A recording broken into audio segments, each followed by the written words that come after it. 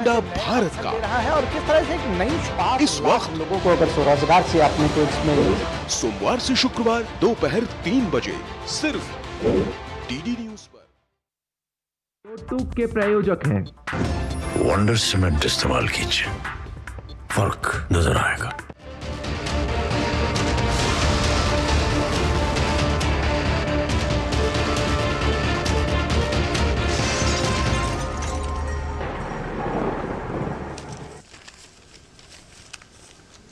नमस्कार, DD news पर आप दो टूक देख रहे हैं। मैं हूं अशोक श्रीवास्तव।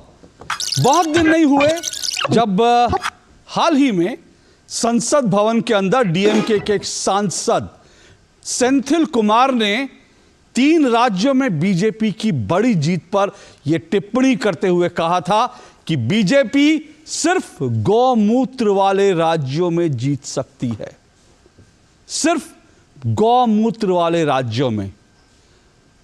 ये जो डीएमके के सांसद हैं और डीएमके के जो तमाम नेता हैं, वो तमाम नेताओं की नजर में ये जो हिंदी पट्टी है, बिहार, उत्तर प्रदेश, राजस्थान, छत्तीसगढ़, मध्य प्रदेश, ये सब गौमूत्र वाले राज्य हैं। जब राजनीतिक विवाद बढ़ा तो सेंथिल कुमार को संसद में अगले दिन माफी मांगनी पड़ी। तब लगा था शायद डीएमके नेताओं की अकल ठिकाने आ जाएगी, लेकिन अभी डीएमके नेता दयानिधि मारन का एक और जहरीला बयान इस वक्त सुर्खियों में है। इस बयान में वो उत्तर भारतीयों और हिंदी भाषी लोग, खासकर उत्तर प्रदेश और बिहार के जो लोग हैं, उनके बारे में ये लोग ये कह रहे हैं कि ये लोग तमिलनाडु में आकर सिर्फ टॉयलेट साफ करते हैं, तमिलनाडु में आकर टॉयलेट साफ करते हैं, सड़क बनाते हैं। हालांकि टॉयलेट साफ करना कोई ऐसा काम नहीं है जिसको लेकर हे दृष्टि से देखा जाए। वो दिन गए जब सामंती युग था, जब सामंतवाद था और सामंती लोग जो हैं हर काम को छोटे बड़े नजरिए से देखते थे। लेकिन गांधी जी तो खुद जो हैं इस बात की वकालत करते थे कि अपने टॉयलेट साफ रखो, और गांधी जी अपना टॉयलेट खुद साफ करते थे। लेकिन दयानिधि मारन ने जो बयान दिया है, ये दरअसल हिंदी भाषियों को और साथ साथ बिहार और उत्तर प्रदेश के लोगों को छोटा दिखाने के लिए, उन्हें नीचा दिखाने के लिए बयान दिया हुआ है। ये दिखाने के लिए कि तुम लोग अंग्रेजी नहीं जानते ना, इसलिए तुम लोग सिर्फ टॉयलेट साफ करने वाले बनकर रह गए हो। हालांकि विवाद जब ये बढ़ा, इस बयान पर जब विवाद हुआ, तो इस बयान को लेकर के अब तर्क ये दिया जा रहा है कि यह बयान 4 साल पुराना है।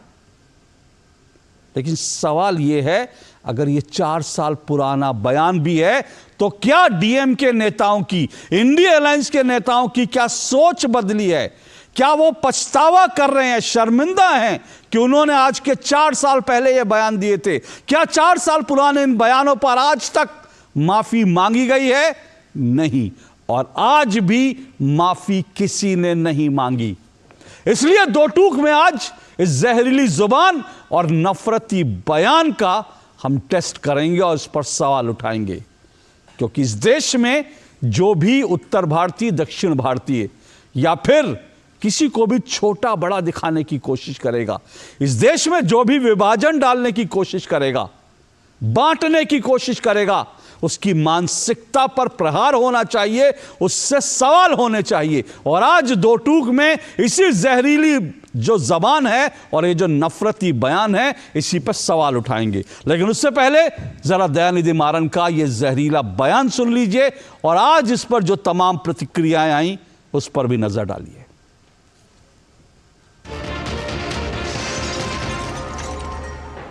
படிச்சுட்டு நல்ல ஆங்கிலம் தெரிந்த காரணம்லாம் நீங்க ஐடி கம்பெனியில் கை நிறைய சம்பளம் வாங்குறாங்க. இல்லாட்டி பாருங்க ஹிந்தின்னாங்களே, உங்களுக்கு நல்லா தெரியும். இன்னைக்கு பில்டிங் கட்டுறது யாருங்க?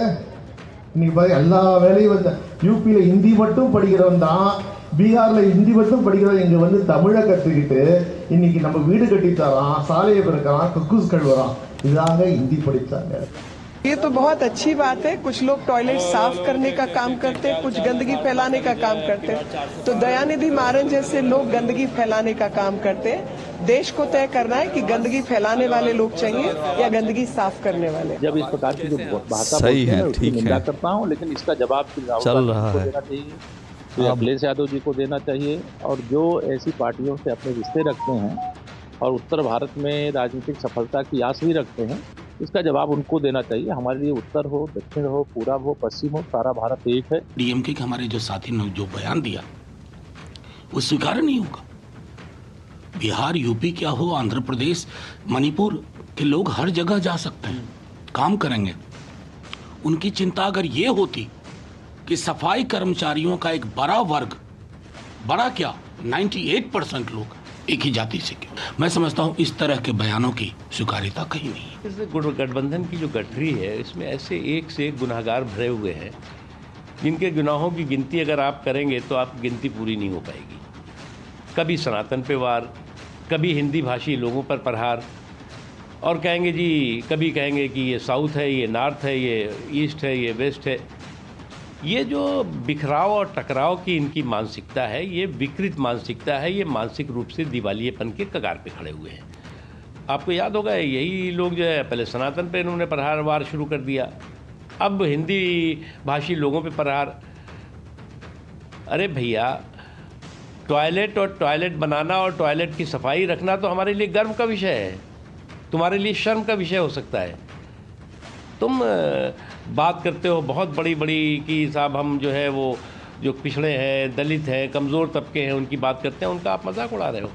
इस देश के अंदर अगर कोई एक एमपी या एक नेता कुछ बोलता है, इसका मतलब ये हरगिज़ नहीं होता कि पूरी पार्टी वो कह रही है। बीजेपी के नेता तो क्या क्या बोलते हैं? क्या साध्वी प्रियज्ञा जो बोलती है वो बीजेपी की विचारधारा है? क्या गिरिराज सिंह जो बोलते हैं वो बीजेपी की विचारधारा है? उनके नेता भी अजीबोगरीब बयानात देते रहते हैं। दयानिधि मारन सोचना चाहिए कि एक तरफ हमारे प्रधानमंत्री प्रयागराज में वही शौचालय साफ करने वाली को, और वही माननीय प्रधानमंत्री जी स्वच्छता अभियान में लगे हुए भाइयों बहनों को पांव पखाड़ते हैं, और दयानिधि मारन आप गाली देते हो। दयानिधि मारन यह गाली नहीं दे रहे हैं, यह इंडी गठबंधन के नेता गाली सुनवा रहे हैं। इस तरह की घटनाएं जो हो रही है दक्षिण भारत के लोगों के द्वारा बिहारी पर जो अपमानजनक, आपत्तिजनक के बयान दिया जा रहा है, और हमारे जो बिहार के नेता हैं, आदरणीय श्री नीतीश कुमार जी हैं, आदरणीय श्री लालू प्रसाद यादव जी हैं, ये कहते हैं कि मैं इंडिया गठबंधन का सर्वे सर्वा हूँ, मैं संस्थापक हूँ, व्यवस्थापक हूँ। तो इन लोगों के चलते बिहार के लोगों को गाली सुनवाया जा रहा है। इसलिए इन लोगों को चाहिए या तो उसको अपने गठबंधन से निकालें या देश से माफ़ी मांगें।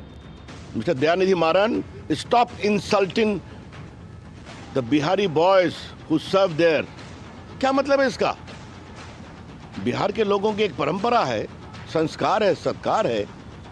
नीतीश कुमार की सरकार के कारण अगर काम करने का अवसर नहीं मिलता तो आपके यहाँ जाते हैं तो काम करते हैं ना, तो उनके श्रम का आप इस तरह से अपमान करेंगे, बहुत भ्रष्टा योग्य है। तो आप लोगों का सवाल है कि भाई जो तमिलनाडु के जो नेता ने जो बात कही, पहली बात तो जो करुणानिधि जी की जो पार्टी है, डीएमके पार्टी, सामाजिक न्याय में विश्वास रखती है। अगर उनके दल के अगर कोई भी नेता अगर बिहारियों के बारे में कुछ बोले हैं, बिहार यूपी के लोगों के लिए, तो बहुत निंदा करने वाली बात है। इससे हम इंडिया अलायंस के लोग बिहार यूपी के लोगों का अपमान करने पर, सनातन धर्म का अपमान करने पर तुले हुए हैं। पहले सनातन धर्म के खिलाफ बयानबाजी की डीएमके ने, और अब बिहार यूपी के लोगों के लिए कह रहे हैं कि वो आते हैं टॉयलेट साफ करते हैं। अपमान बिहारियों का हो रहा है और ये लोग उनसे गले मिल रहे हैं और बिहारियों का अपमान करा रहे हैं।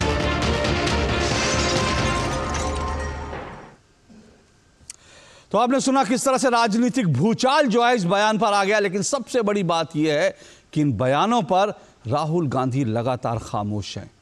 राहुल गांधी की इस खामोशी पर मैं इसलिए सवाल उठा रहा हूं क्योंकि ये वही राहुल गांधी हैं जो आज भी हर मंच पर खड़े होकर बोलते हैं कि नफरत के बाजार में मैं मोहब्बत की दुकान खोल रहा हूं। तो सवाल यह है कि नफरत के बाजार में जो मोहब्बत की दुकान राहुल गांधी ने खोली है, इस दुकान में नफरत का ये कैसा सामान है और इस सामान के ये कैसे सेल्समैन हैं जो देश में नफरत बांट रहे हैं। दो टूक में आज इसी पर सवाल होगा और मेरा आज का सवाल आपकी स्क्रीन पर है। दो टूक में मेरा आज का सवाल, जिस पर आज की चर्चा को आगे बढ़ाऊंगा। इंडिया अलायंस नेताओं की जहरीली जुबान से फिर निकले नफरती बयान, आखिर कब तक यूं ही होगा हिंदुओं और उत्तर भारतीयों का अपमान। जी हां, सवाल एक बार फिर सुनिए। इंडिया अलायंस नेताओं की जहरीली जुबान से फिर निकले नफरती बयान, आखिर कब तक यूं ही होगा हिंदुओं और उत्तर भारतीयों का अपमान। यह मेरा आज का सवाल है और इस पर चर्चा करने के लिए आज मेरे साथ 4 लोग जुड़ रहे हैं इस डिबेट में। आइए चारों मेहमानों का परिचय करवा दूं। मेरे साथ स्टूडियो में शिवम त्यागी जुड़ चुके हैं। शिवम त्यागी बीजेपी के प्रवक्ता हैं। शिवम त्यागी, मेरे साथ प्रोफेसर अनवर पाशा जुड़े हैं। प्रोफेसर अनवर पाशा आरजेडी के जो हैं प्रवक्ता हैं, राष्ट्रीय प्रवक्ता हैं। राहुल सिंह काजला मेरे साथ जुड़े हुए हैं, कांग्रेस के नेता हैं। और मेरे साथ अमित श्रीवास्तव जुड़े हुए हैं, राजनीतिक विश्लेषक हैं। आप चारों मेहमानों का बहुत बहुत शुक्रिया और स्वागत। सबसे पहले प्रोफेसर अनवर पाशा, मैं आपसे इस पर टिप्पणी लेना चाहूँगा, क्योंकि बिहार के लोगों को, उत्तर प्रदेश के लोगों को, उत्तर भारतीयों को, हिंदी भाषियों को सड़क बनाने वाला, टॉयलेट क्लीनर कहना, पानी पूरी बेचने वाला कहना, ये अपमान कब तक बर्दाश्त करेंगे हम लोग सर? जी अशोक जी, शुक्रिया आपका कि आप इस विषय पर मैं अपनी बात रखने का मौका दिया। ये अगर आप बयान देखें, जैसा कि आपने खुद ही बयान है, तो सवाल ही पैदा होता है कि 4 साल पहले के बयान को, यानी कब्र से निकाल करके उस कंकाल को ला करके आज इस तरह से डिबेट करना या आज उसको उछालना, क्या इसके पीछे राजनीति नहीं है? दूसरी बात ये कि चाहे बयान आज से 4 साल पहले दिया गया हो या अभी दिया गया हो, हमारी पार्टी का इस पर बिल्कुल स्टैंड क्लियर है। हमारे नेता श्री तेजस्वी प्रसाद जी ने बिल्कुल इस बात को क्लियर कर दिया है कि हम इसकी निंदा करते हैं। इस तरह के किसी भी बयान की हम निंदा करते हैं, हम इस तरह के बयान को सपोर्ट नहीं करते, क्योंकि कोई भी, हमारी पार्टी का ये स्टैंड है, राष्ट्रीय जनता दल का ये स्टैंड है कि कोई भी ऐसा बयान जो किसी भी तरह से, चाहे वो धार्मिक भावना हो या क्षेत्रीय भावना हो या भाषा के संबंध से कोई भावना हो, ऐसी उसको हर्ट करने वाली कोई भी अगर बयानबाजी ऐसी होती है तो हम उसका समर्थन नहीं कर सकते, हम उसकी निंदा करते हैं। इसलिए हमारे नेता श्री तेजस्वी प्रसाद यादव जी ने इसकी भर्त्सना की है, इसकी निंदा की। रही बात दूसरी बात यह है कि अभी आपने अपने इस इंट्रोडक्शन में भी ये बात आपने कही कि जहरीले बयान दिए जा रहे हैं। ये जहरीले बयान क्या एक तरफा दिए जा रहे हैं? अगर आप उठा करके देखें, 4 साल में नहीं बल्कि 10 सालों में, लगभग 10 साल पूरे हो रहे हैं एनडीए सरकार को, उन 10 वर्षों में किस किस तरह के बयान दिए गए हैं? गांधी जी के बारे में किस तरह के बयान दिए गए, गॉडसे के बारे में किस तरह के बयान दिए गए, मुसलमानों के बारे में किस तरह के बयान दिए गए, किस तरह से दूसरी कास्ट के बारे में किस किस तरह के बयान आए हैं, जरा उनको भी सामने रखिए, उनका विश्लेषण भी कीजिए, उन पर भी बयान, उन पर भी चर्चा होना चाहिए। प्रोफेसर पाशा, मैं अपनी बात को मुकम्मल कर लेता हूँ कि ये जो स्थिति बनी है, हमें ये सोचना पड़ेगा कि ये जो भाषा को लेकर के, ये क्षेत्र को लेकर के एक जो डिवाइड रहा है नॉर्थ और साउथ का, ये एक हकीकत है। हमारे यहाँ अगर आप इतिहास में जाएं तो एक डिवाइड हमेशा रहा है और ये इस वक्त उग्र होकर के इसलिए आ रहा है कि कहीं इसके पीछे ये ऐसी राजनीति तो नहीं है जो हम भाषा को लेकर, धर्मों को लेकर, संस्कृति को लेकर पिछले 10 वर्षों में जिस तरह के उग्रवाद को बढ़ावा मिला है, जिस तरह से बयानबाजियां हो रही हैं तरह तरह की, क्या उसका रिएक्शन तो नहीं है? ये साउथ में हिंदी भाषी प्रदेशों की बात की है, बिहार उत्तर प्रदेश की सिर्फ बात नहीं की है, वहां हिंदी भाषी, तो हिंदी वर्सेस तमिल का प्रोफेसर अनवर पाशा, सर मेरी बात सुनिए। प्रोफेसर अनवर पाशा, एक बात नहीं, प्रोफेसर अनवर पाशा एक बात सुनिए। मुझे नहीं, आप बार 10 साल कह रहे हैं, मुझे नहीं मालूम, आप तो प्रोफेसर हैं, आप अच्छी तरह से जानते होंगे ये डिवाइड जो का खेल है, ये जो जाति का खेल है, ये क्या 10 साल में हुआ है? ये जो पेरियार का मूवमेंट चला और उसके बाद से जो है वहाँ से जो हिंदुओं को गाली देने की शुरुआत हुई, हिंदी भाषियों को गाली देने की शुरुआत हुई। अब बार बार 10 साल की बात करके चल रहे हैं, 10 साल। और एक बात और मैं बता दूं, इससे पहले जितने नफरती बयान जब दिए जाते हैं उन पर डिबेट होती है, उन पर डिबेट होती है। ऐसा नहीं है कि हम सडनली आज, मेरी बात सुन लीजिए, ऐसा नहीं है कि हम सडनली आज उठे और हमने कहा आज इस पर चलो हम डिबेट कर लेते हैं और पिछले किसी नफरती बयान पर डिबेट नहीं करी। हम बार बार डिबेट करते हैं। जो नफरत के बयान देगा, जो इस भारत को तोड़ने वाले बयान देगा, बार बार उस पर बात होगी और उसकी निंदा होगी, उसके ऊपर सवाल उठेंगे। लेकिन मैं आज जो ये कह रहा हूं, आपने ठीक कहा, मैंने भी कहा 4 साल पुराना बयान है। लेकिन सर पाशा जी, मेरे पास ये अभी पिछले 2 साल के बयान हैं, 4 साल पुराने छोड़ दीजिए। मेरे पास अभी वो बयान है जिस पर सेंथिल कुमार को माफी मांगनी पड़ी क्योंकि बीजेपी एग्रेसिव हो गई। अगर बीजेपी एग्रेसिव नहीं हुई होती उस गौमूत्र वाले राज्य के बयान पर, अगर लोगों ने आक्रोश नहीं जताया होता तो सेंथिल कुमार संसद में कह के निकल जाते, माफी नहीं मांगते। पर मेरा बड़ा सवाल यह है कि आज सुबह से उनका बयान लगातार वायरल हो रहा है, आप लोग निंदा कर रहे हैं, आप लोग कह रहे हैं बड़ा खराब है। 4 साल पुराना बयान है, कहकर हम छोड़ दें? 4 साल पहले अगर किसी ने कहा भारत तेरे टुकड़े होंगे, इंशाल्लाह हम उसको छोड़ दें? हम सवाल उठाएंगे और जब तक सवाल उठाएंगे जब तक कि उसके लिए माफी नहीं मांगते वो आदमी। तो माफी क्यों नहीं? आप लोग तो मीटिंग करते हैं, बैठते हैं इंडिया अलायंस की बैठक में, आपने कभी उनसे कहा इस तरह के बयान मत दीजिए? अशोक जी, आपने बिल्कुल सही कहा कि जाति को लेकर के जिस तरह का हमारे समाज में जो एक रही है, एक उसकी सिस्टम जो रहा है हमारे समाज में, उसका ये तो मनुवाद के जमाने से है। इसकी परंपरा तो मनुवाद से जुड़ा हुआ है और आज भी मनुवादी मानसिकता वाले लोगों की कमी नहीं है देश में। आज भी कास्ट के नाम पर जिस तरह से डिवाइड करके प्रताड़ित करने का काम हो रहा है, दबे कुचले समाज के तबके को जिस तरह से आज भी प्रताड़ित किया जा रहा है, वो मानसिकता बरकरार है, वो डिवाइड भी मौजूद। और आप ये भी देखेंगे कि 10 साल में इसलिए कह रहा हूं कि शमशान और कब्रिस्तान की बातें, 80 और 20 की बातें, ये इस बीच में ज्यादा होने लगी हैं। गांधी के खिलाफ जिस तरह के बयानबाजियां हुई हैं 10 वर्ष पहले नहीं हो रही थी। अच्छा? आज ज्यादा हो रही, उग्र हो रहा है, ये उग्र तरीके से ये बयानबाजी। पेरियार के खिलाफ बयानबाजी मालूम है आपको? नेहरू जी ने पेरियार, सर नेहरू जी ने पेरियार को लेकर क्या कहा था, वो बयान मालूम है आपको?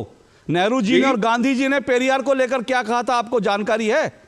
नेहरू जी ने पेरियार को क्या कहा था? सर मुझे बताइए ना, सर मुझे बताइए, जाति, एक मिनट, नहीं प्रोफेसर पाशा, नेहरू जी ने पेरियार को लेकर क्या कहा था? जब पेरियार ने, जो आज डीएमके के नेता बयान दे रहे हैं, जब इस तरह के बयान पेरियार देते थे तो नेहरू जी ने पेरियार को लेकर क्या कहा था? बताइए सर, बताइए सर। मैं आपसे छोटा सा बड़ा सिंपल सवाल पूछ रहा हूं सर, मैं बड़ा सिंपल सवाल पूछ रहा हूं।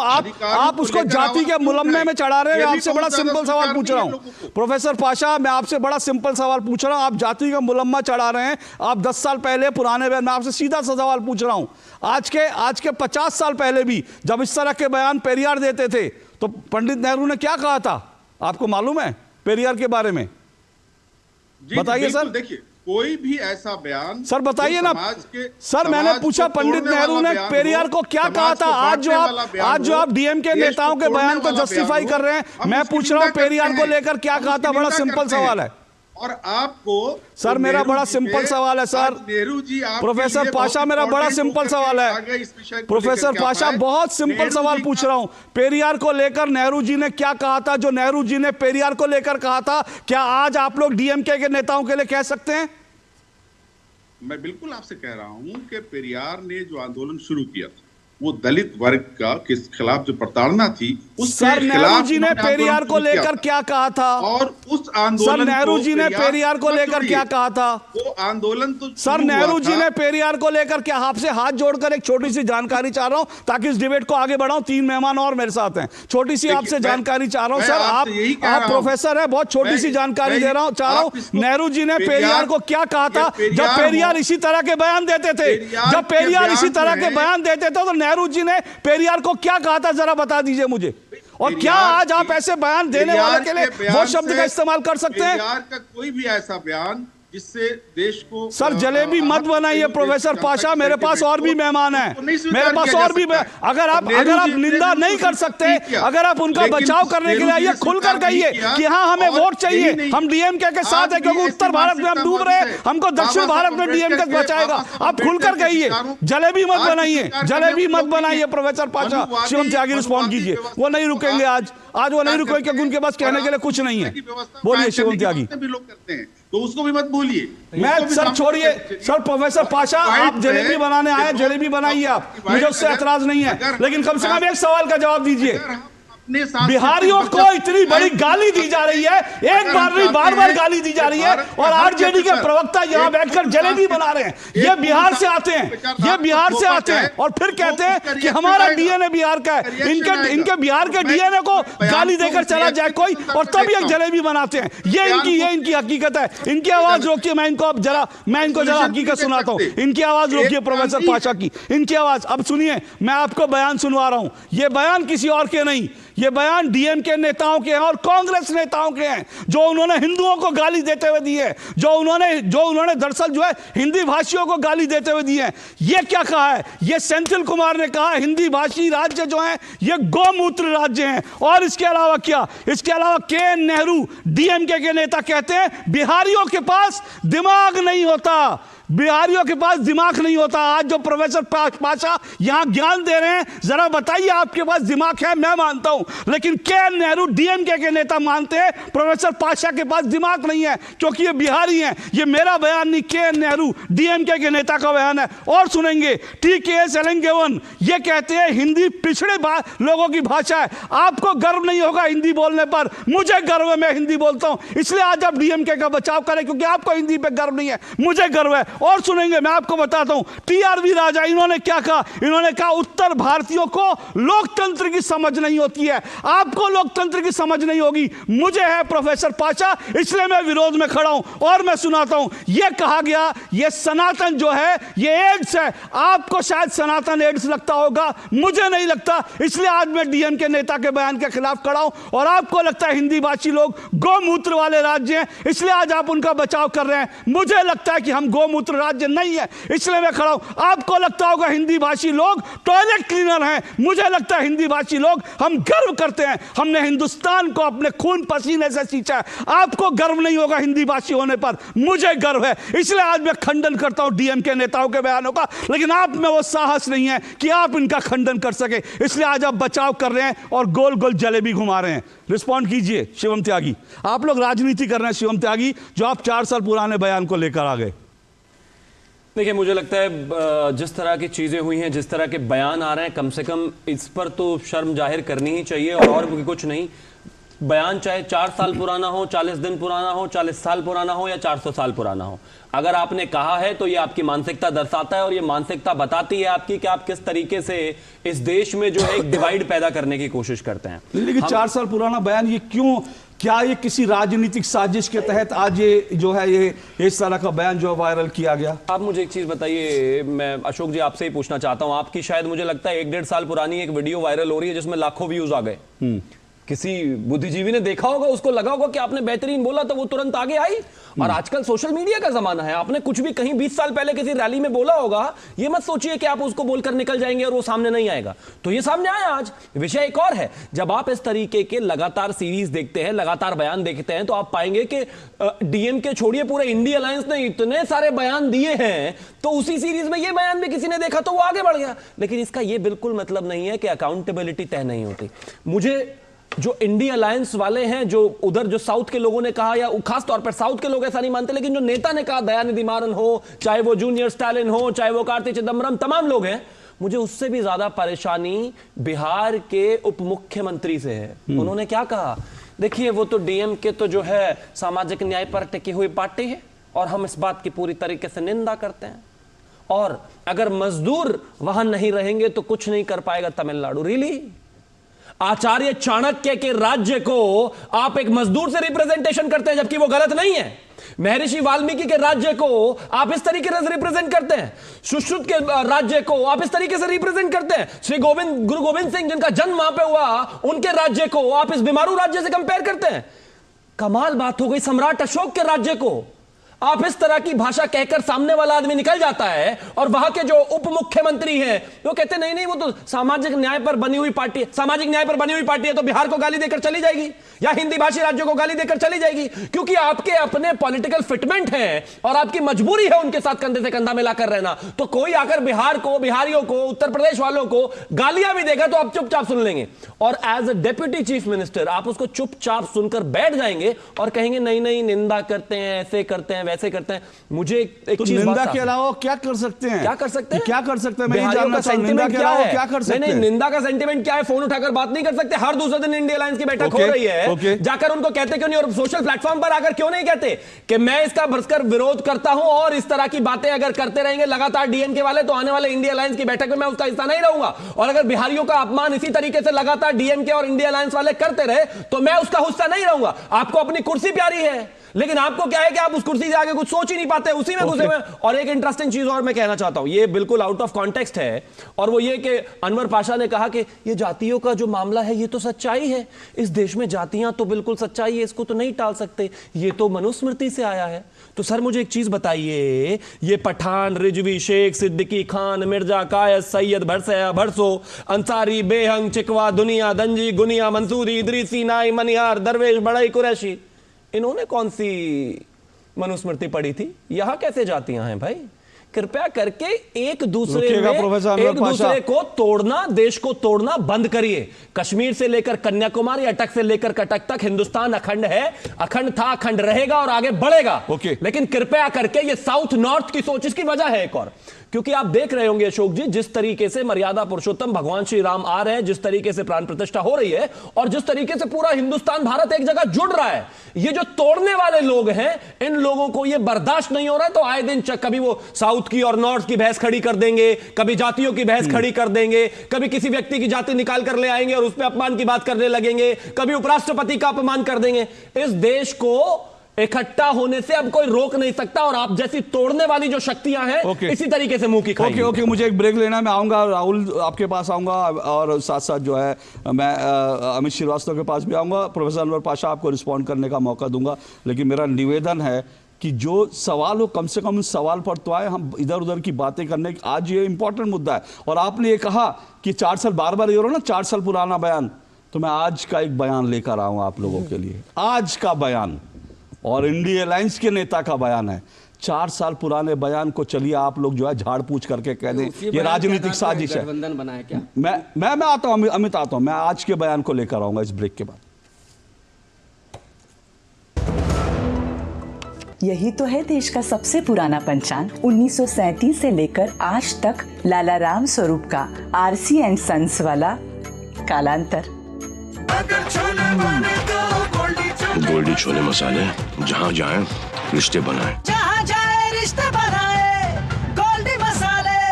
नमस्कार मास्टर जी। अरे करुण, तुम शहर से कब वापस आए? परसों आया मास्टर जी, माँ का बार बार फोन। अच्छा गिरधर, तुमने जो जानकारी दी उससे मेरे बेटे का काफी भला हुआ। Thank you sir. यार गिरी, तो पॉपुलर बन गया तू? पॉपुलर नहीं यार, डिस्ट्रीब्यूटर बन गया म्यूचुअल फंड्स का। मैं इन सभी की मदद करता हूँ, उनका भला होता है तो वो दुआ देते हैं। वाह यार। अगर आप भी मेरी तरह म्यूचुअल फंड्स डिस्ट्रीब्यूटर बनना चाहते हैं तो चाहिए mfdkareshuru.com पर। तो करें शुरू। मोदी सरकार की गारंटी, सबका अपने पक्के घर का सपना होगा पूरा। 4 करोड़ पक्के घरों का निर्माण, हमारा संकल्प विकसित भारत। लाइफ में फाइनेंशियल आजादी के लिए एनपीएस जरूरी है। रिटायरमेंट में फाइनेंशियल आजादी रहे जारी, एनपीएस से आज ही करे तैयारी। एनपीएस जरूरी है। तुझे तगड़ा इंसेंटिव मिला है, क्या प्लान है? सोच रहा हूँ गवर्नमेंट सिक्योरिटीज में इन्वेस्ट करूं। बिल्कुल सही सोच रहे हैं आप। अब गवर्नमेंट सिक्योरिटीज में इन्वेस्ट करना आसान हो गया है। पर कैसे? आरबीआई रिटेल डायरेक्ट स्कीम में बिना ब्रोकर के आप इन्वेस्ट कर सकते हैं और आपको आपकी पूंजी पर मिलेगी रिटर्न्स। आरबीआई पोर्टल पर जाइए, मुफ्त में अकाउंट खोलिए और अपने बैंक खाते से सीधे पैसे इन्वेस्ट कीजिए। सुरक्षित, आसान। रिटायरमेंट के बाद मैं भी यही इन्वेस्ट करूँ। बहुत सही कह रहे हैं आप। आरबीआई कहता है जानकार बनिए, सतर्क रहिए। दादी, आज भी आपकी चाय की दुकान बंद थी? 1 महीने से बीमार हूँ, काम बंद और इलाज का खर्चा अलग। आयुष्मान कार्ड नहीं बनवाया? नाम सुना है कहाँ बनवाना है, कैसे बनवाना है, इस उम्र में भाग दौड़। कार्ड अभी बन जाएगा। आयुष्मान ऐप पर जाकर अपना या परिवार के सदस्य का नाम लाभार्थी सूची में ढूंढें। आधार, OTP या फेस ऑथ द्वारा ऑथेंटिकेट करें। डिटेल्स भरें। अब मोबाइल से फोटो खींचकर अपलोड करें। बन गया। अब ठीक होकर अपने हाथ की चाय पिला दो। और एक प्रकार से PM जय अब गरीबों की जय बन गई है। 5 लाख तक के मुफ्त उपचार की गारंटी। स्वास्थ्य का वरदान आयुष्मान। हम अपना भविष्य खुद बनाएंगे, हम अपना भाग्य खुद तय करेंगे। भविष्य का भारत आप ही के हाथों में है। अब भी मौका है देश के निर्माण में एकजुट होने का। वो कहते हैं ना, देर आए दुरुस्त आए। करदाता कृपया ध्यान दें, यदि आपने अब तक निर्धारण वर्ष 2023-24 की अपनी टैक्स रिटर्न फाइल नहीं की है तो लेट फीस के साथ 31 दिसंबर 2023 तक आप अपनी टैक्स रिटर्न फाइल कर सकते हैं। और यदि आपने निर्धारण वर्ष 2023-24 की अपनी टैक्स रिटर्न ड्यू डेट से पहले फाइल की थी तो आप अपनी रिवाइज्ड रिटर्न बिना लेट फीस के 31 दिसंबर 2023 तक फाइल कर सकते हैं। याद रखें, निर्धारण वर्ष 2023-24 की टैक्स रिटर्न भरने की अंतिम तिथि है 31 दिसंबर 2023। प्रत्येक आय करदाता एक राष्ट्र निर्माता। दो टुक आप देख रहे हैं। दो टुक में आज हम जहरीली जबान, नफरती बयान, इस पर चर्चा कर रहे हैं। दरअसल जहरीली जबान, एक बार फिर वहां से निकला नफरती बयान। दयानिधि मारन DMK के एक नेता, उनका एक बयान जो वायरल हो रहा है जिसमें वो कह रहे हैं कि जो बिहार, उत्तर भारत के जो हिंदी भाषी लोग हैं वो क्योंकि हिंदी सिर्फ जानते हैं इसलिए वो तमिलनाडु में आकर टॉयलेट साफ करते हैं, शौचालय साफ करते हैं, सड़क बनाते हैं। इससे पहले DMK के एक नेता ये कह चुके हैं कि बिहार, उत्तर प्रदेश के लोग सिर्फ पानी पूरी बेचते हैं, सड़क बनाने वाले हैं, इनकी बुद्धि कम है। इस तरह के लगातार DMK नेताओं के बयान एक एक करके सामने आ रहे हैं। और हाल ही में संसद का जो सत्र समाप्त हुआ, उस संसद के सत्र में भी DMK के एक सांसद ने हिंदी भाषी राज्यों को गोमूत्र वाले राज्य कहा था। और इस सब को लेकर DMK के बयान, जब नेता का बयान वायरल हुआ तो यह कहा गया बचाव में कि यह 4 साल पुराना बयान है। सवाल है कि 4 साल पुराना बयान हो तब भी आज DMK को माफी मांगनी चाहिए। और जो DMK के साथी हैं, खास करके उत्तर भारत के जो नेता हैं, उनको DMK से कहना चाहिए कि इस तरह की नफरती सोच उत्तर भारत को लेकर, बिहार को लेकर, बिहारियों को लेकर, उत्तर प्रदेश के लोगों को लेकर, इस तरह की नफरती सोच से आजादी पाइए। लेकिन उसकी बजाय उसको अलग अलग तरह से जस्टिफाई करने का काम हो रहा है। मेरे साथ 4 मेहमान जुड़े हैं, इनसे इस चर्चा को आगे बढ़ाऊंगा। लेकिन उससे पहले आज का एक और नफरती बयान सुना देता हूं, क्योंकि ये कहा जा रहा है DMK के नेता का बयान जो पुराना है, तो मैं आज का एक और नफरती बयान सुना देता हूं, इंडिया अलायंस के एक और नेता का बयान। और वो बयान क्या है, आपकी स्क्रीन पर जरा फुल स्क्रीन चलाइए। वो बयान क्या है? इस वक्त की जो बड़ी खबर है, स्वामी प्रसाद मौर्य ने फिर किया हिंदुओं का अपमान। स्वामी प्रसाद मौर्य ने एक सभा में कहा, हिंदू धर्म एक धोखा है, हिंदू धर्म कुछ लोगों के लिए धंधा है। ये स्वामी प्रसाद मौर्य इंडिया अलायंस के नेता और समाजवादी पार्टी के महासचिव हैं। उनका यह बयान एक सभा को संबोधित करते हुए उन्होंने कहा कि हिंदू धर्म एक धोखा है, हिंदू धर्म कुछ लोगों के लिए धंधा है। ये शब्द इस्तेमाल किए हैं इंडिया अलायंस के नेता स्वामी प्रसाद मौर्य ने हिंदुओं के लिए। तो हिंदू और हिंदुस्तान आखिर कब तक ये अपमान सहेगा? कब तक इस तरह से अपमान होता रहेगा? कब तक ये नेता इस तरह की नफरती जबान बोलते रहेंगे? इन्हीं पर चर्चा कर रहे हैं। मेरे साथ RJD के नेता प्रोफेसर अनवर पाशा जुड़े हुए हैं, राहुल काजला जुड़े हुए हैं, कांग्रेस के नेता हैं, और शिवम त्यागी मेरे साथ जुड़े हुए हैं, BJP के स्पोक्स पर्सन है, अमित श्रीवास्तव मेरे साथ जुड़े हैं, राजनीतिक विश्लेषक है। राहुल सिंह काजला, 4 साल पुराना बयान, तो चलिए उस पर आप कह दीजिए कि 4 साल पुराना बयान है, माफी नहीं मांगेंगे तब भी कोई फर्क नहीं पड़ता। स्वामी प्रसाद मौर्य के इस बयान पे क्या कहेंगे? हिंदू धर्म एक धोखा है? अशोक जी, नहीं, मैं ऐसा क्यों कह दूं कि 4 साल पुराना बयान है तो माफी नहीं मांगी जानी चाहिए। उत्तर प्रदेश और बिहार के मेरे जो साथी अन्य राज्यों में जाकर के काम करते हैं, वो हमारे देश के शिल्पकार, हमारे देश को खड़ा करते हैं। और यह जो बयान DMK के नेता ने दिया है, मुझे ये लगता है कि ये माफी योग्य है और निंदनीय एक बयान है। ऐसा कोई भी बयान जो भारत की अखंडता पर प्रहार करता हो वो निंदा योग्य है और कांग्रेस पार्टी ऐसे बयानों के साथ खड़ी ना रही है ना आगे कभी रहेगी। अशोक जी, डीएमके के नेता ने यह बयान दिया, इसकी पूर्णतः कांग्रेस पार्टी निंदा करती है। हम निंदा उस बयान की भी करते हैं जब भारतीय जनता पार्टी के पूर्व राज्यसभा सांसद ये रंगभेदी टिप्पणी नॉर्थ इंडियंस और साउथ इंडियंस के बीच में एक डिवाइड लाने के लिए करते हैं। हम उस बयान की भी उतनी निंदा करते हैं जो कश्मीरी लड़कियों के खिलाफ किया गया था बीजेपी के एक नेता द्वारा। हम उस बयान की भी उतनी निंदा करते हैं जो टी राजा ने तेलंगाना में दिया था चुनाव जीतते ही, और किस प्रकार की बात उन्होंने रखी थी वो मैं इस मंच पर आकर के कह भी नहीं सकता उस बात को, पर हम सभी को पता है कि वो किस प्रकार का एक भारत की अखंडता पर एक प्रहार किया गया था।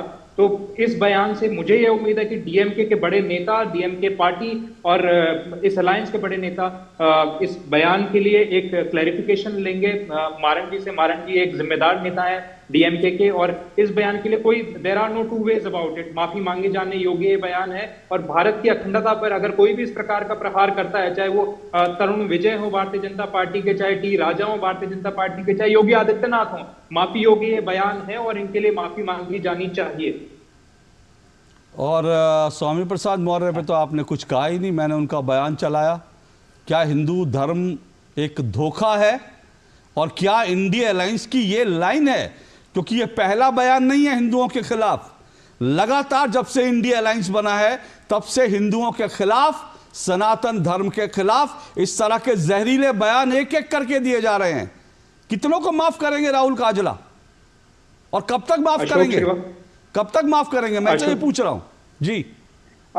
अशोक जी, भारतीय राष्ट्रीय कांग्रेस, राहुल गांधी सभी ने ये बारंबार यह साफ किया है कि हमारी जो राजनीति है वो पंजाब, सिंध, गुजरात में मराठा को एक साथ लेकर चलने की राजनीति है। हम सभी धर्मों को, सभी भाषाओं को समान रूप से देखते हैं और समान रूप से उनका सम्मान करते हैं। राहुल काजला बड़ा स्पेसिफिक मुझे बताइए, ये जब से इंडिया अलायंस के नेताओं ने सनातन एड्स है, सनातन का समूल नाश होना चाहिए, सनातन जो है वो ये जो है क्या क्या नाम लिए गए थे, मलेरिया है, डेंगू है, और आज जो है ये जिस तरह से रामचरितमानस की प्रतियां, मुझे एक बार बताइए राहुल गांधी ने कब कहा कि इस तरह के बयान बर्दाश्त नहीं होंगे क्योंकि ये नफरती बयान है और मैंने तो मोहब्बत की दुकान खोली है, मेरी मोहब्बत की दुकान में ये नफरती सामान नहीं रह सकता। राहुल गांधी का एक बयान मुझे बताइए। अशोक जी, आप मुझे एक बयान बताइए जब नरेंद्र मोदी जी ने यह कहा कि तरुण विजय जब रंगभेदी टिप्पणी करते हैं साउथ इंडियंस के खिलाफ, तो कब उन्होंने उस बयान का खंडन किया? कब उन्होंने, जब अली और बजरंगबली वाला बयान योगी आदित्यनाथ ने दिया था तो उसका तरुण विजय बीजेपी में क्या है? तरुण विजय बीजेपी में क्या है बताइए? तरुण विजय बीजेपी में क्या है? राज्यसभा सांसद रहते हुए 2017 में उन्होंने ये बयान दिया। 2017 में राज्यसभा सांसद वो नहीं थे। सुनिए, और पहली बात मुझे नहीं मालूम क्या बयान दिया था आप जिसकी बात कर रहे हैं। आप लाइए, पटल पे लाइए, मैं जरूर शिवम त्यागी से सवाल पूछूंगा। आप लाइए वो बयान कब का है और कहां का दिया है और राज्यसभा सांसद ने दिया था, आप मुझे दिखाइए। अभी मैं अभी उस पर डिस्कस करने के लिए तैयार हूं, लेकिन मैं आपसे आज का बयान पूछ रहा हूं, मैं आपसे पिछले 2-3 महीने के बयान पूछ रहा हूं, मैं आपसे पिछले 3 महीने का बयान पूछ रहा हूं जो लगातार हिंदुओं को खिलाफ नफरती बयान दिए गए हैं और मोहब्बत की दुकान राहुल गांधी ने खोली है। बताइए मुझे उस मोहब्बत की दुकान से नफरत का सामान क्यों निकल रहा है? मुझे एक बार बताइए। अशोक श्रीवास्तव जी, आप मुझे आप इसको तो आप पुराना बयान बता देंगे। तेलंगाना के चुनाव का रिजल्ट अभी कुछ 15 दिन मैंने आपसे एक चीज पूछी, मैंने सुनिए मेरी बात, नहीं राहुल काजला सुनिए मेरी बात, एक गलत चीज का जवाब गलत से नहीं हो सकता। मैं बीजेपी से सवाल पूछूंगा, आप जो बयान रखेंगे। मैं आपसे पूछ रहा हूं, मैंने आपको अभी बयान सुनाया और वो बयान किसका है? वो समाजवादी पार्टी के महासचिव का है, वो इंडिया अलायंस के नेता है। ये रामचरितमानस की प्रतियां किसने जलाई? समाजवादी पार्टी के नेताओं ने जलाई, और उसका समर्थन किसने किया? कांग्रेस के नेताओं ने किया। मैं आपसे पूछ रहा हूं, राहुल गांधी की मोहब्बत की दुकान से कब एक बयान निकला जब उन्होंने कहा यह नफरत का सामान मेरी दुकान से नहीं बिकेगा? एक बयान राहुल गांधी का बताइए, क्योंकि नफरत की जो बाजार है उसमें मोहब्बत की दुकान दुनिया में सिर्फ एक शख्स ने खोली है और उस एक शख्स का नाम राहुल गांधी है। तो मुझे बताइए कि राहुल गांधी ने, जिन्होंने मोहब्बत की दुकान खोली है, उन्होंने कब एक बयान दिया इस नफरती बयान के खिलाफ? राहुल गांधी जी ने ये बात पूरे तरीके से स्पष्ट कर दी है, चाहे किसी भी नेता का वो बयान हो जो भारत कब करी है और एकता पर कब करी है? मेरी जानकारी नहीं है सर, मेरी जानकारी बढ़ाए थोड़ा सा। कब करी है उन्होंने? मेरी जानकारी थोड़ा सा बढ़ाएं। मेरी अज्ञानता के ऊपर से पर्दा हटाइए, जरा बताइए राहुल गांधी जी ने कब का इस तरह के बयान जो है जहरीले बयान नहीं दिए जाने चाहिए। राहुल गांधी जब किसी भी मंच से ये बात कहते हैं कि कोई भी ऐसा बयान जो भारत की अखंडता पर सर कोई भी बयान नहीं होता ना सर, राहुल काजला कोई भी बयान नहीं होता। राहुल सिंह काजला में हिम्मत है ये कहने, सुनिए, राहुल सिंह काजला में यहां बैठ के हिम्मत है कहने की ये बयान नफरती हैं। राहुल गांधी ने जिन्होंने मोहब्बत की दुकान खोली उनमें ये हिम्मत क्यों नहीं है? नहीं, अगर वो ये चीज कह रहे हैं तो एक्सेप्शन नहीं रह जाता ना। कब कह रहे हैं मुझे बताइए सर, मुझे बताइए ना कब कहा, एक बयान बताइए। मैं बार बार पूछ रहा हूं, मैं आपको ब्रेक ले लेता हूं, विराम देता हूं, आप जरा देखिए राहुल गांधी ने कब बयान दिया और जरूर मैं यहां पे पटल पे रखिएगा। मुझे खुशी होगी, मैं उसको ब्रेकिंग में चलाऊंगा कि राहुल गांधी ने नफरती बयानों का खंडन किया। आप मुझे बताइएगा अमित श्रीवास्तव, आपको ध्यान है कभी ये इस तरह के बयान दिए गए क्या? नहीं, राहुल जी क्यों बोलेंगे, ये तो खुद अमेठी हार जाते हैं, उसका कहते हैं दक्षिण भारतीयों का सोच थोड़ा ज्यादा बढ़िया है उत्तर भारतीयों से। ये राहुल गांधी का स्टेटमेंट है। और मुझे आश्चर्य लगता है कि संयोजक ना बन पाने वाले नीतीश कुमार नाराज होकर के बैठक से चले जाते हैं, लेकिन वहीं पर बिहारियों का अपमान हो रहा है और नीतीश कुमार को कोई फर्क नहीं पड़ता। आप पिछले 24 घंटे में बता दीजिए कि स्टेटमेंट उनका आया हो कोई ऐसा।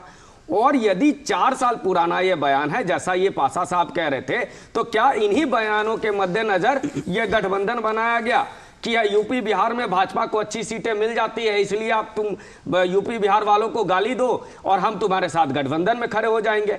और इस देश में एक व्यक्ति जो लेकर के भारत को जोड़ने निकले हैं, वहां पर ऐसा बयान और उसके बाद उनकी चुप्पी, और उनकी चुप्पी ही नहीं, लगातार उनकी पार्टी ये बताने का प्रयास कर रही है कि नहीं ऐसे बयान तो दक्षिण भारत की राजनीति है। अरे दक्षिण भारत की राजनीति है तो क्या आप उत्तर भारत और दक्षिण भारत को अलग करना चाहते हैं? और यही काम आपने शुरुआत से करते रहे, इसीलिए राजभाषा अधिनियम बनाया, 15 सालों का आपने समय दिया, फिर आप दूसरे खो गांव में बांट करके चले गए।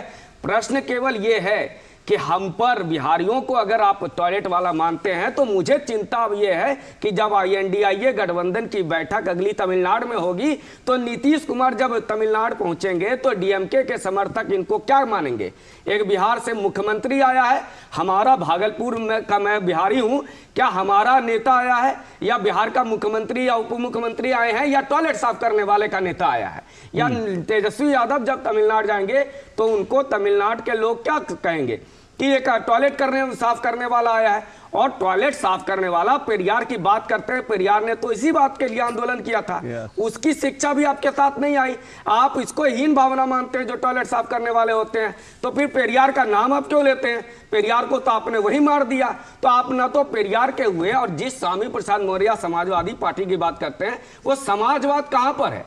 असामाजिक तत्वों की तरह बातें करना, क्योंकि समाज में हिंदू भी आता है, समाज में बिहारी भी आते हैं, समाज में हिंदी भाषी भी आते हैं, समाज में गौ की पूजा करने वाले आते हैं। अगर उसका अपमान करते हैं तो यह असामाजिक तत्वों की पार्टी है जिसको समाजवादी आप कह सकते हैं। अमित श्रीवास्तव, आप बिहार के, तो आपको क्या ये बहुत कचोट रही है? हालांकि फिर कह रहा हूं 4 साल पुराना बयान है, भूल जाइए 4 साल पुराना बयान है, क्या फर्क पड़ता है? कब तक हम भूलते रहे सर?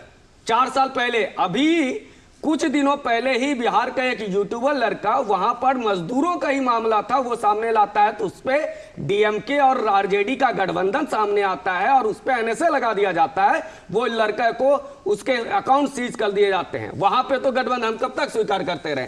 आपने और सबसे हैरानी की बात यह है, हमारा उप मुख्यमंत्री कहता है कि बिहार के मजदूर जो हैं उनकी डिमांड है। अरे बिहार के मजदूरों को आपने कौन सा कौशल दे दिया, कौन सा ट्रेनिंग सेंटर आपने दे दिया?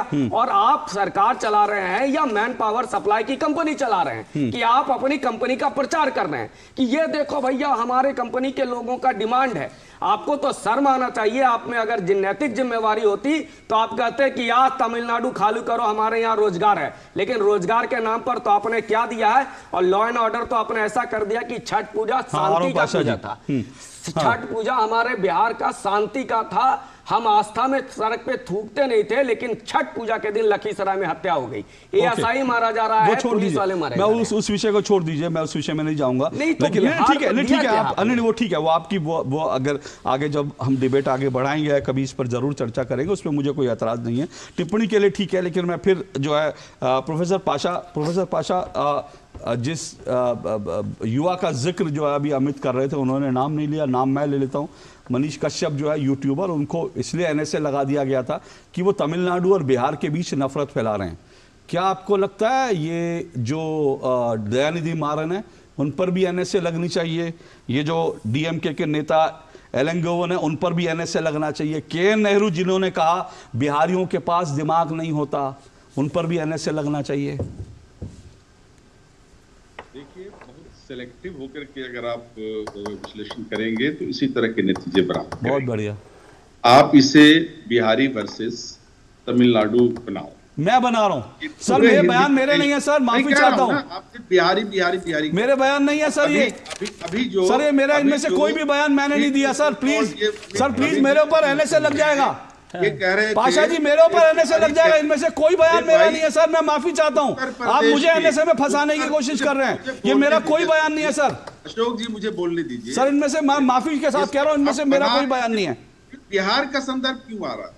क्योंकि उन्होंने कहा बिहारियों के पास बुद्धि कम होती है। उत्तर प्रदेश भी कहा है सर। नहीं ये नहीं, मैं एक मिनट मैं सर मैं मैं के.एन. नेहरू सर एक मिनट। पाशा जी के.एन. नेहरू का मैं बयान, पाशा जी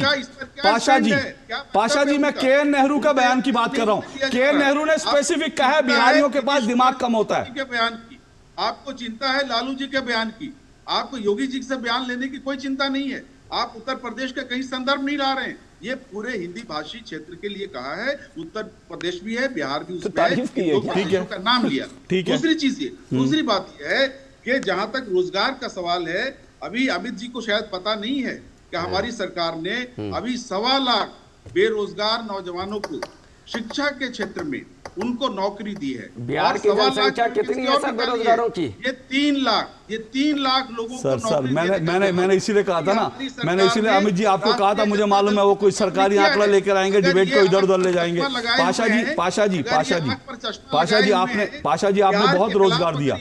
उगल रहे हैं पाशा जी आपने बहुत रोजगार दिया, बता रहे हैं जिस तरह से बेकारी के बारे में। नहीं पाशा जी आपने बहुत रोजगार दिया सर, मैं मान गया। रिकॉर्ड है बीपीएससी के सर, आपने रिकॉर्ड तोड़ दिया। बिहार का कोई व्यक्ति तमिलनाडु नहीं जा रहा, आपने इतना रोजगार दे दिया, मैं मान गया सर। नौकरी दी गई है। इससे बिल्कुल आंख बंद करके बैठे अनवर पाशा जी, अनवर पाशा जी, भागलपुर का नाम अनवर पाशा जी नजर आता है, अनवर पाशा जी बिहार के बारे में जो सत्य है उसको नहीं जानते। अनवर पाशा जी, बिहार का भविष्य अनवर पाशा जी है, जिस तरह से बिहार का अनवर पाशा जी, अनवर पाशा जी आपने बिहार, अनवर पाशा जी बिहार बहुत बढ़िया स्टेट हो गया, मैं मान गया। अनवर पाशा जी आपकी सरकार ने बिहार को, अनवर पाशा जी सुनिए आप, अनवर पाशा जी एक मिनट, अनवर पाशा जी एक मिनट, अनवर पाशा जी एक मिनट, ये जहां तक अनवर पाशा जी एक मिनट, ये जो स्वामी जी की बात है, वो स्वामी जी कहां थे? कल तक कहां थे सर? आज कहा, मैं आज पूछ रहा हूं। अभी तो आप कह रहे थे पुराना बयान मत उठाओ, और स्वामी जी के मामले में कह रहे हैं स्वामी जी कहां थे? पहले बीएसपी में थे, अब बताइए, अब बताइए बीएसपी में थे पहले। तब तो स्वामी जी को बहुत गले लगा रहे थे। नहीं तो अभी किसने गले लगाया? अभी किसने गले लगाया? अभी किसने गले लगाया? अभी किसने गले लगाया? सुनिए अनवर पाशा जी सुनिए, आपकी स्पीच होगी, अब मैं आपको बताता हूं। सुनिए, अनवर पाशा जी की स्पीच हो गई, अब मैं आपको बताता हूं। बिहार में, बिहार का एक जवान चंदन कुमार, वो देश के लिए वीर गति को प्राप्त हुआ, और उसके पिता कह रहे हैं कि बिहार सरकार का एक आदमी उनका हाल पूछने नहीं आया। ये आपका बिहार है, ये बिहार आपने बनाया है। आप बिहार के गुणगान कर रहे हैं, शर्म आनी चाहिए, शर्म आनी चाहिए आपको। बिहार का गुणगान कर रहे हैं। बिहार के मजदूर जो सिलकियारा टनल में फंसे थे, जब बाहर आए तो उन्होंने कहा हर स्टेट का मुख्यमंत्री आया, उन्होंने कहा बिहार से कोई मुख्यमंत्री, कोई मंत्री उनका पूछने नहीं आया। आप बिहार का गुणगान कर रहे हैं। अरे बिहार के लोगों को, बिहार के लोग क्या कर रहे हैं और बिहार की सरकार क्या कर रही है, ये देखकर आपको शर्म आनी चाहिए। यहां बैठकर आप ज्ञान दे रहे हैं बिहार ने बड़ा रोजगार दे दिया। अरे रोजगार दे दिया तो फिर उनकी हिम्मत कैसे पड़ी ये कहने के लिए कि टॉयलेट की निर्णय है। और मैं कह रहा हूं के.एन. नेहरू ने कहा बिहार के लोगों की बुद्धि कम होती है। उन्होंने उत्तर प्रदेश का नाम नहीं लिया, उन्होंने के.एन. नेहरू ने साफ तौर पे बिहार के लोगों के लिए कहा कि बिहार के लोगों के पास बुद्धि कम होती है। आप अभी भी उनका गुणगान कर रहे हैं, बहुत सही है। इसका मतलब आप आपको बिहार की अस्मिता का ज्ञान ही नहीं है। आप लोगों के अंदर बिहार का खून नहीं है। आप लोग कहां से आए मैं नहीं समझता। लेकिन शिवम त्यागी वो कह रहे हैं उत्तर प्रदेश को लेकर भी कहा, उत्तर प्रदेश के मुख्यमंत्री नहीं बोल रहे। हालांकि मैंने उत्तर प्रदेश के डिप्टी सीएम का बयान चलाया, पर डिप्टी सीएम का बयान तो मैंने बिहार का भी चलाया। उत्तर प्रदेश के डिप्टी सीएम का चलाया, भारतीय जनता पार्टी के एक प्रवक्ता का हैंडल उठाकर देख लीजिए, भारतीय जनता पार्टी के एक व्यक्ति की बाइट उठाकर देख लीजिए। जिस तरीके से कहा है, हम पुरजोर विरोध कर रहे हैं और हम इसका करेंगे, हम बिल्कुल नहीं छोड़ेंगे। अगर 10 दिन तक भी ये चलेगा तो बिल्कुल पीछा नहीं छोड़ेंगे हम, चाहे वो हिंदी भाषी की बात हो, चाहे वो नॉर्थ इंडिया की बात हो और चाहे पूरे हिंदुस्तान की बात हो। ना हम इस देश को तोड़ने देंगे आपको, ना इस बारे में अपमान करने देंगे और ना बिल्कुल भी इसको बर्दाश्त किया जाएगा। हमारी कोई कंपल्शंस नहीं है, हमारी कोई मजबूरी नहीं है। इंडिया अलायंस के साथ रहकर तेजस्वी यादव की कोई मजबूरियां होंगी क्योंकि उनको मुख्यमंत्री बनना है, नीतीश कुमार की मजबूरी होगी क्योंकि उनको प्रधानमंत्री बनना है। उसके लिए कोई बिहारी को गाली दे, बिहार को गाली दे, संस्कृति को गाली दे, उनको मजदूर बताए, टॉयलेट क्लीनर बताए, कुछ भी बनाए, वो सुन सकते हैं, हम नहीं सुनेंगे। हमारी कोई कंपल्शन नहीं है। अगर कोई भी इस तरीके से नॉर्थ इंडिया की, बिहार की कोई भी बदनामी, अपमान करेगा, ना हम उसको बर्दाश्त करेंगे और दूसरी बात, ना इस देश में डिवाइड पैदा होने देंगे। विषय यहां पर बहुत साफ है। उप मुख्यमंत्री और मुख्यमंत्री का जो रवैया होना चाहिए था वो बिल्कुल रहा नहीं। और जो यूट्यूबर वाला केस आपने कहा, किस तरीके से एक्टिवली खुद तेजस्वी यादव ने यूट्यूबर को गिरफ्तार करवाया और कहा कि जो मिस इंफॉर्मेशन फैलाई गई, खबर गलत फैलाई गई, आज इस तरीके से है, सांसद सामने है, मंत्री सामने है, तमाम लोग सामने है, उठाकर लगा दीजिए। एनएसए भी मत लगाइए, कार्रवाई करके दिखा दीजिए, कार्रवाई भी मत कीजिए। बिहार में एक एफआईआर फाइल करके दिखा दीजिए उस व्यक्ति के खिलाफ जो बिहार को गाली दे रहा है। मैं मानता हूं ये कहीं ना कहीं अपने आप में बेहद ही निंदनीय है और कितना भी आप इससे बचते रहिए, एक मुख्यमंत्री उप मुख्यमंत्री होने के नाते स्टेट चलाने की जिम्मेदारी आपके हाथ में है। और अगर आपकी और आपके नागरिकों की कोई अपमान करके चला जाता है, बेइज्जती कर चला जाता है और आपकी संस्कृति पर चोट पहुंचाता है, तो कम से कम वहां पर तो अपने गठबंधन के धर्म और इस कुर्सी का लालच छोड़ दीजिए। शिवम जी, अनवर पाशा कह रहे हैं कि भाई स्वामी प्रसाद मौर्य तो आपके आदमी थे। हाँ बिल्कुल थे, लेकिन मुझे कोई एक बयान बताइए उनका जब भारतीय जनता पार्टी में तो कहा हो, हिंदू को कहा हो, हिंदुत्व को कहा हो, रामचरितमानस को कहा हो। प्रॉब्लम डीएनए में जिस तरीके की पार्टियां हैं उनमें देखिए ना, अखिलेश यादव की तरफ जाते किस तरीके की भाषा हो गई, अखिलेश यादव जी की पार्टी में जाते समाजवादी में किस तरीके से अपमान करने लगे। भारतीय जनता पार्टी में जब तक थे कोई एक बयान था क्या? बताइए, एक बयान नहीं मिलेगा आपको, क्योंकि यहां पर इस विषय को लेकर जीरो टॉलरेंस है। आप किसी के धर्म के ऊपर टिप्पणी नहीं करेंगे, अपमान नहीं करेंगे। और जिस तरीके से स्वामी प्रसाद मौर्य कर रहे हैं वो तो खुद सबको पता है, पार्टी के बड़े नेता हैं, संगठन के अधिकारी हैं और उसके साथ साथ में पुराने नेता हैं। अगर अखिलेश यादव का कंसेंट नहीं होता, अगर अखिलेश यादव की हां नहीं होती तो उनकी इतनी हिम्मत नहीं थी कि वो ये बयान देते। अखिलेश यादव ये बयान दिलवाना चाहते हैं तो माउथ पीस बेशक, बोल बेशक स्वामी प्रसाद मौर्य रहे, लेकिन दिमाग और सारी चीजें जो है वो अखिलेश यादव का है। ओके, मुझे एक ब्रेक लेना है, लेकिन ब्रेक पे जाने से पहले एक बात और सिर्फ याद दिला देता हूं। स्वामी प्रसाद मौर्य ने जब रामचरितमानस की प्रतियां जलाई थी, उसके बाद उनको प्रमोट करके स्वामी प्रसाद मौर्य को सपा का महासचिव बना दिया गया। इसके पहले वो महासचिव नहीं थे, लेकिन जैसे ही रामचरितमानस की प्रतियां जलाते हैं उनको पुरस्कार मिलता है। ये इंडिया अलायंस का चरित्र हो गया क्या? सवाल तो ये उठेंगे ना। हम कह रहे हैं कि आप बहुत अच्छे हैं, आप लोगों ने बहुत अच्छा गठबंधन बनाया, आप चाहते हैं कि बीच सरकार, देश को एक ऑल्टरनेट सरकार मिले, बहुत अच्छी बात है, बहुत बढ़िया बात है, एक ऑल्टरनेट होना चाहिए लोगों के पास। लेकिन आप ऑल्टरनेट क्या दे रहे हैं? आप हिंदुओं को गाली देने वाले, रामचरितमानस को जलाने वाले, बिहार उत्तर प्रदेश के लोगों को गाली देने वाले, इस तरह का अगर आप ऑल्टरनेट देना चाहते हैं तो मुझे लगता है देश इस तरह का ऑल्टरनेट स्वीकार नहीं करेगा। आऊंगा इस ब्रेक के बाद। यही तो है देश का सबसे पुराना पंचांग। 1937 से लेकर आज तक लाला राम स्वरूप का आरसी एंड सन्स वाला कालांतर। गोल्डी छोले मसाले, जहाँ जाए रिश्ते बनाए, जहाँ जाए रिश्ते बनाए, गोल्डी मसाले। तुमने नौकरी छोड़ दी, अब आगे क्या प्लान है? Full time mutual fund distribution. बेटा, इतने में घर कैसे चलेगा? पापा, मेरे पास 150 क्लाइंट्स ऑलरेडी हैं और नए क्लाइंट्स मिलते रहते हैं। अब नौकरी छोड़कर full time mutual fund distributor ही बनूंगा। आप भी मेरी तरह म्यूचुअल फंड डिस्ट्रीब्यूटर बन सकते हैं। जानिए कैसे? mfdkareshuru.com पर। तो करें शुरू। लाइफ में फाइनेंशियल आजादी के लिए एनपीएस जरूरी है। रिटायरमेंट में फाइनेंशियल आजादी रहे जारी, एनपीएस से आज ही करें तैयारी। एनपीएस जरूरी है। मोदी सरकार की गारंटी, भारत होगा गरीबी मुक्त।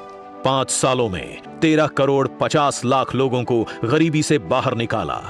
हमारा संकल्प विकसित भारत। हम अपना भविष्य खुद बनाएंगे, हम अपना भाग्य खुद तय करेंगे। भविष्य का भारत आप ही के हाथों में है। अब भी मौका है देश के निर्माण में एकजुट होने का। वो कहते हैं ना, देर आए दुरुस्त आए। करदाता कृपया ध्यान दें, यदि आपने अब तक निर्धारण वर्ष 2023-24 की अपनी टैक्स रिटर्न फाइल नहीं की है तो लेट फीस के साथ 31 दिसंबर 2023 तक आप अपनी टैक्स रिटर्न फाइल कर सकते हैं। और यदि आपने निर्धारण वर्ष 2023-24 की अपनी टैक्स रिटर्न ड्यू डेट से पहले फाइल की थी तो आप अपनी रिवाइज्ड रिटर्न बिना लेट फीस के 31 दिसंबर 2023 तक फाइल कर सकते हैं। याद रखें, निर्धारण वर्ष 2023-24 की टैक्स रिटर्न भरने की अंतिम तिथि है 31 दिसंबर 2023। प्रत्येक आय करदाता एक राष्ट्र निर्माता। दो टुक आप देख रहे हैं। दो टुक में हम चर्चा कर रहे हैं मोहब्बत की एक ऐसी दुकान जहां से निकले नफरती बयान। चार मेहमान मेरे साथ जुड़े हैं। राहुल सिंह काजला। राहुल जी, एक बात तो ये तय है, देखिए जितनी मेरी राजनीतिक समझ है, और मैं मानता हूं इंडिया अलायंस में मेरे से ज्यादा राजनीतिक समझ वाले नेता होंगे, जहां तक मेरी राजनीतिक समझ है इस तरह के बयान इंडिया अलायंस को सीधा सीधा नुकसान पहुंचाते हैं। मेरी समझ में ये नहीं आ रहा, जब ये नुकसान पहुंचाने वाले बयान हैं तो इन पर आप लोग लगाम क्यों नहीं कस पा रहे, इनको रोक क्यों नहीं पा रहे? अशोक जी, इन बयानों में से कोई भी बयान इंडिया अलायंस का ऑफिशियल स्टैंड नहीं है। ये जो बयान है इनका जो सभी संबंधित राजनीतिक दल हैं उनके बड़े नेता खंडन कर चुके हैं, इसका विरोध कर चुके हैं। और मैं भी निजी रूप से और भारतीय राष्ट्रीय कांग्रेस का एक प्रवक्ता होते हुए उस पद के नाते भी इस बयान का जो आज सामने आए हैं उसका पूर्ण रूप से खंडन करता हूं, विरोध करता हूं। ऐसे बयान सामने आना राहुल जी न केवल व्यथित करने वाला ठीक है। नहीं राहुल जी, आपने खंडन कर दिया, अच्छी बात है, मैं इसका स्वागत करता हूं। इस तरह के बयानों का हर एक को खंडन करना चाहिए, जलेबी बनाने के बजाय। मैं आपसे सिर्फ ये जानना चाह रहा हूं, मतलब ठीक है आपने कहा खंडन कर देते हैं सर, फिर मैं कह रहा हूं मेरी राजनीतिक समझ ये कहती है आप खंडन करते रहें, लेकिन कल को फिर कोई निकले और फिर जो है हिंदुओं को गाली दे दे, कल को फिर कोई निकले बिहार उत्तर प्रदेश के लोगों को गाली दे दे, तो आपके खंडन कोई नहीं देखेगा। वो बयान जो है वो साल दर साल चलेंगे, 2024 ज्यादा दूर नहीं है, नुकसान होगा, बहुत नुकसान होगा। रोक क्यों नहीं पा रहे हैं इनको? आप लोग जब एक बैठक करते हैं तो उसमें बैठक में यह एजेंडा क्यों नहीं होता कि भाई इस तरह के नफरती बयान कोई नहीं देगा, क्योंकि इससे डैमेज होता है, देश को नुकसान होता है, देश टूटता है। अशोक जी, ये वैसी बात है जैसी भारतीय जनता पार्टी में रहते हुए उत्तर प्रदेश के मुख्यमंत्री अली बजरंगबली की 80-20 की बात करते हैं, तरुण विजय जी राज्यसभा सांसद रहते हुए रंगभेद की बात कर देते हैं, टी राजा भारतीय जनता पार्टी अगर आपको लगता है बीजेपी तो ठीक है, नुकसान उठाइए। मैं तो आप लोगों का हितैषी होने के नाते पूछ रहा था, क्योंकि बीजेपी डैमेज कंट्रोल कर लेती है। आप लोगों को लगता है कि इस तरह के बीजेपी से तुलना करके कि बीजेपी ने बयान दिया था, बीजेपी ने वो बयान दिया था, अगर आप ये कह के नफरती बयानों की आप लिस्ट जारी रखना चाहते हैं, देन वेरी वेल टेकन, मतलब कांग्रेचुलेशन टू यू, और आपको शुभकामनाएं। अगर आप हिंदुओं को गाली देकर और आप उत्तर भारतीयों को गाली देकर, बिहार के लोगों को गाली देकर, उत्तर प्रदेश, राजस्थान, मध्य प्रदेश के लोगों को गाली देकर चुनाव जीत सकते हैं तो जीत जाइए, शुभकामनाएं आपको। अमित श्रीवास्तव वो कह रहे हैं बीजेपी के लोग भी बयान देते रहते हैं तो उसमें क्या फर्क पड़ता है? नहीं, इससे इन्होंने तय कर लिया है कि बीजेपी गाली देकर के 400 सीटों का सपना देख रही है और लोगों का समर्थन मिल रहा है, तो शायद हमें ऐसा मिल जाए। और दूसरी बात, बिहार की बात कर रहे थे पासा साहब, तो सबसे पहले एक बात बता दीजिए, अगर इतना बिहार में है बहुत सारा चीज व्यवस्था है तो फिर स्टेटमेंट दे दीजिए कि तमिलनाडु के सारे मजदूर आ जाओ वापस। क्यों नहीं दे देते ऐसा स्टेटमेंट? और क्यों आपकी सरकार, और आप कह रहे थे यूपी वालों को भी बोला, बिहार की लड़ाई अब योगी आदित्यनाथ लड़ेंगे, मतलब योगी आदित्यनाथ यूपी की भी लड़ाई लड़े, योगी आदित्यनाथ पार्टी की भी लड़ाई लड़े, और आप लोग अपनी इंडिया गठबंधन में 5 स्टार होटल में जाके खाना खाइए, बेंगलोर में जाइए, देश भ्रमण कीजिए, आप बढ़िया से माहौल बना करके घूमिए, 4-10 गाड़ियों में घूमिए, लेकिन आपके हक की लड़ाई वो योगी आदित्यनाथ लड़े या यूपी वाले लड़े। और बिहारी आप क्या कहेंगे, नहीं हम तो बीमारू राज हैं, हमें तब तक हम चुप रहेंगे जब तक हमें कोई बाहर से मदद ना मिल जाए। अरे प्रश्न एक है कि आपका मुख्यमंत्री, हमारा मुख्यमंत्री, आज हमसे लोग दिल्ली में पूछते हैं कि आपके मुख्यमंत्री चुप क्यों हैं? आपके मुख्यमंत्री का एक स्टेटमेंट नहीं आता। आपके लालू यादव जी सर्वमान्य नेता हैं, इंडिया गठबंधन, वो भी चुप है। मेरे पास अमित जी समय इतना ही है। हालांकि मुख्यमंत्री का एक बयान आया, माफी है, मैं चाहता हूं, मेरे पास समय इतना ही है। मुख्यमंत्री जी का एक बयान आया, लेकिन उन्होंने बयान ये दिया कि मैं इंडिया अलायंस से नाराज नहीं हूं। लेकिन इस बयान पर बिहार के लोगों को जो गरिया रहे हैं डीएमके के नेता लगातार, उस पर बिहार के मुख्यमंत्री खामोश हैं। उन्हें जल्दबाजी इस बात की भी है कि जल्दी से सीटों का अलायंस हो जाए, लेकिन 4 दिन बाद भी राजौरी के जो शहीद हैं उनके परिवार तक बिहार सरकार का एक व्यक्ति नहीं पहुंचा है। इसके लिए कोई जल्दबाजी नहीं है। बिहार के लोग ये देख रहे हैं, मुझे नहीं मालूम, बिहार की जनता तय करेगी, देश की जनता तय करेगी। लेकिन मुझे लगता है बीजेपी हो, कांग्रेस हो, डीएमके हो, आरजेडी हो या फिर जेडीयू, इस तरह के नफरती बयान जो देश तोड़ने वाले बयान हो, वो किसी को नहीं देने चाहिए और किसी को इसकी इजाजत नहीं होनी चाहिए। अगर मनीष कश्यप पर एनएसए लगा तो डीएमके के नेता दयानिधि मारन पर भी एनएसए लगना चाहिए, क्योंकि जहर वो भी फैला रहे हैं। आज के लिए इतना ही, नमस्कार।